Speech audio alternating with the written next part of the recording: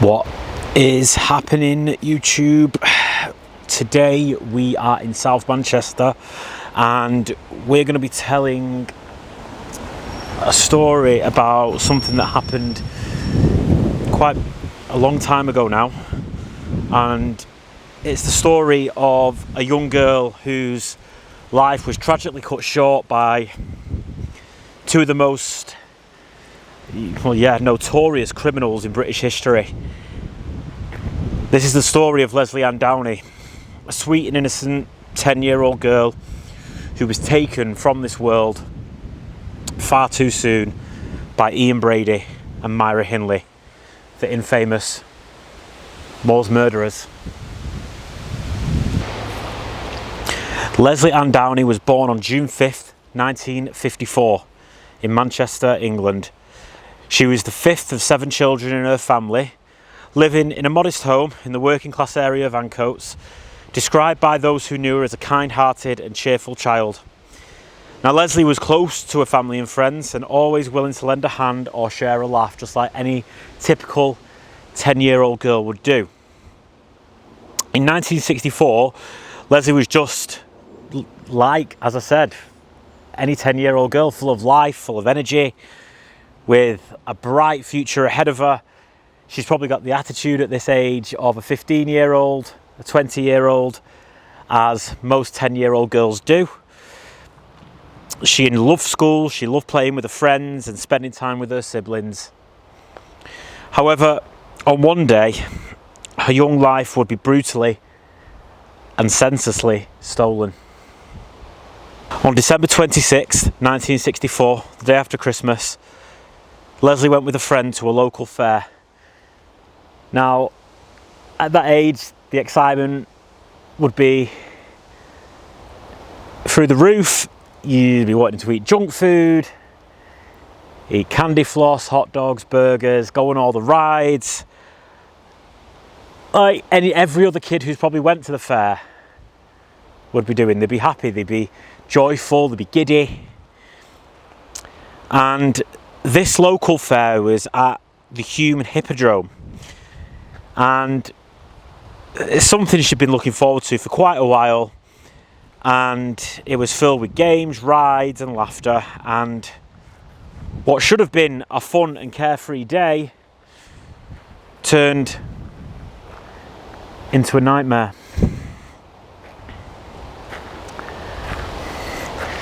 Now guys, before I go into this, I do want to mention that it is quite graphic and it's quite heart-wrenching what I'm about to say. I will try and tame it down as much as possible, but yeah, if this isn't for you, I would forward the video or watch one of my other videos, because this isn't for the faint-hearted, this one. Unbeknownst to Lesley and thousands of others at the fair, Brady and Myra Hindley were also there, prowling the grounds. And this heinous couple had already committed acts, and even on that day, they were on the hunt for another victim. Now, Brady was a sadistic, well, they were both sadistic, but Hindley, with her soft-spoken demeanour and innocent appearance, approached Lesley, and Hindley coaxed Lesley away from the fair with the promise of helping her find a lost glove. Trusting Hindley and unaware of any danger, Lesley agreed to go with Hindley, and she led the young girl to a waiting car where Brady was seated in the driver's seat. Now, at this point, and back in them days, it was normal for youngsters to help adults out. This was not a normal thing in this day and age. It was safe to walk the streets, a 10-year-old to be going to a fair on her own. It was known for being like that. You know, people has left the doors unlocked. There was never any issues. And so when Myra took young Lesley to the car where Ian's waiting, she would have thought this is completely innocent. She had no reason to be scared.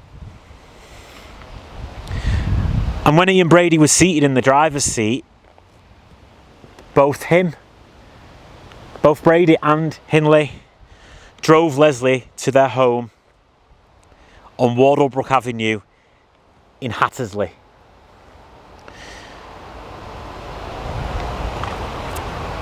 A quiet suburban neighbourhood where you would not be able to begin or imagine what was about to unfold on that street and in that house.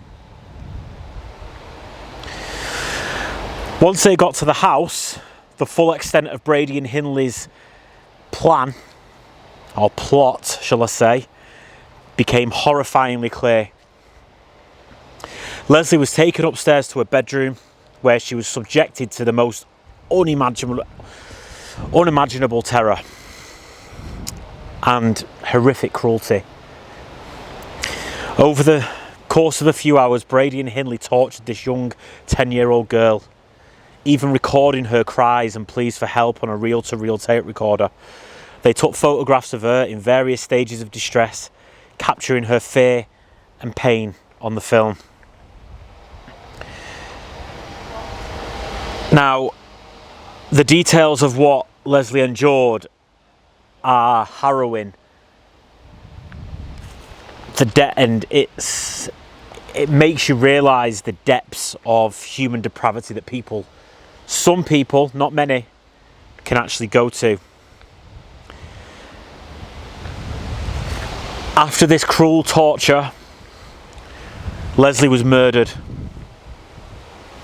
Brady strangled her with a piece of string while Hindley watched, documented and recorded the horror. After her murder, Brady and Hindley disposed of Lesley's body, burying her in a shallow grave on Saddleworth Moor, a desolate and windswept expanse of land on the outskirts of Manchester. The moor would become a grim symbol of the couple's crimes, as it was a final resting place for several of their victims. Lesley's family was unaware of her fate. She was reported missing to the police, and for months and months they waited and hoped that she might be found alive somewhere. But as time passed, those hopes began to fade, replaced by the gnawing fear that something terrible had happened to her. I couldn't even begin to imagine the pain they felt.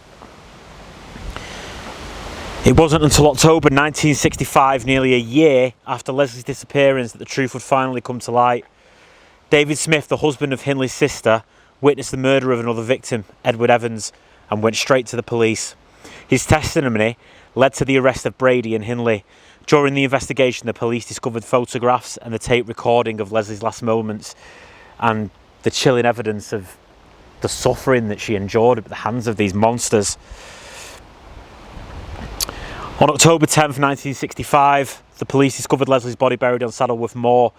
The discovery was a devastating blow to her family and to the entire community. The pure innocence of a 10-year-old had been brutally shattered, and the whole of our nation was in mourning.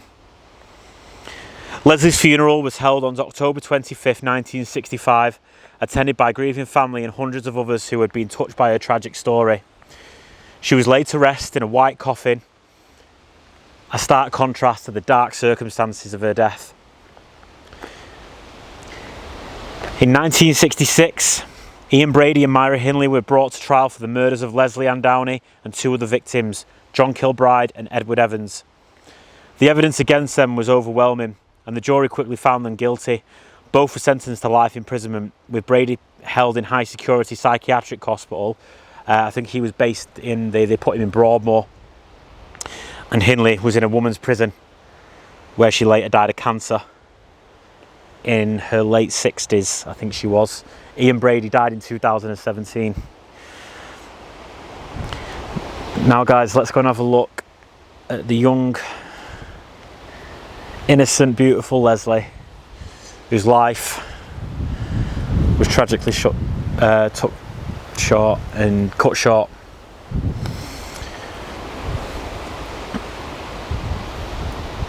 I think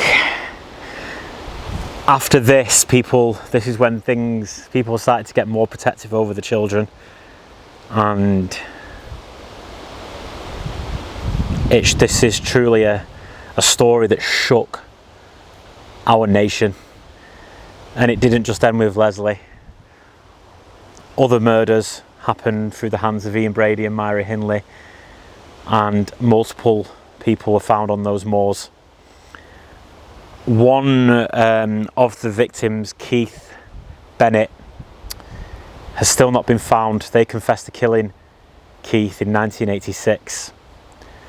But until the day that he died, Ian Brady never, ever revealed where Keith was buried. But they found Lesley Ann, and this is where her final resting place is.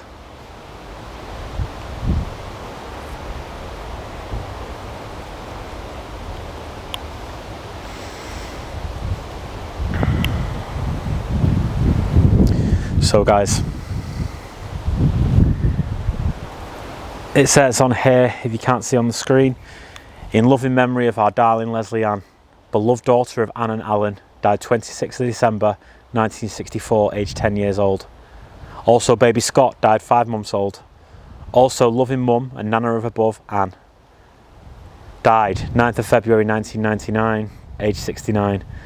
A loving wife who will be sadly missed by all her family. It says on there, tiny roses lent, not given to bud on earth and bloom in heaven. So guys, that's the story of Lesley Ann Downey. I will be doing more stories eventually on the moors, murder victims, and a bit more into what those horrible monsters did to these beautiful children. So guys, we're going to wrap this one up. Rest in peace, Lesley.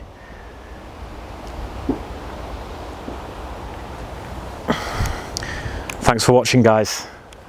Don't forget to follow, share, subscribe, like, comment. Let me know in the comments if you were a child when this was going on. Let me know if you remember it. I'm out, guys. Peace.